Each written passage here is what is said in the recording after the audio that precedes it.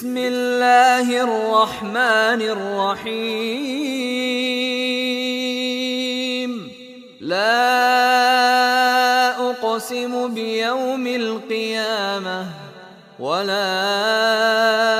أقسم بالنفس اللوامة. أيحسب الإنسان أن لن نجمع عظامه بلى قادرين على أن نسوي بنانه بل يريد الإنسان ليفجر أمامه يسأل أيان يوم القيامة فإذا برق البصر وخسف القمر وجمع الشمس والقمر يقول الإنسان يومئذ أين المفر كلا لا وزر إلى ربك يومئذ المستقر ينبأ الإنسان يومئذ بما قدم وأخر بل الإنسان على نفسه بصيرة ولو ألقى معاذيره لا تحرك به لسانك لتعجل به إن علينا جمعه وقرآنه فإذا قرأناه فاتبع قرآنه ثم إن علينا بيانه كلا بل تحبون العاجلة وتذرون الآخرة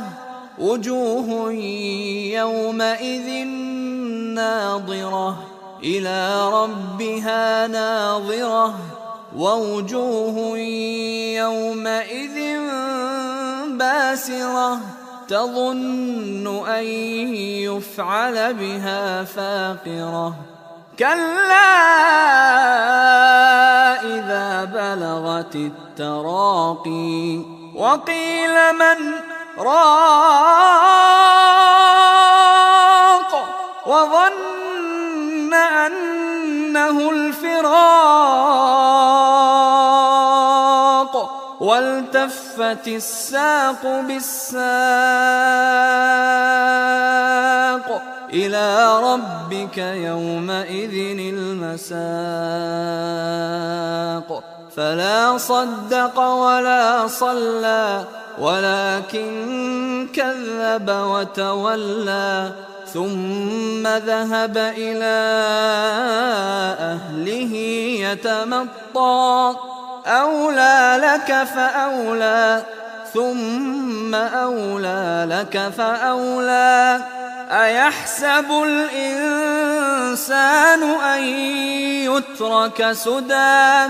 ألم يك نطفة من مني يمنى ثم كان علقة فخلق فسوى فجعل منه الزوجين الذكر والأنثى أليس ذلك بقادر على أن يحيي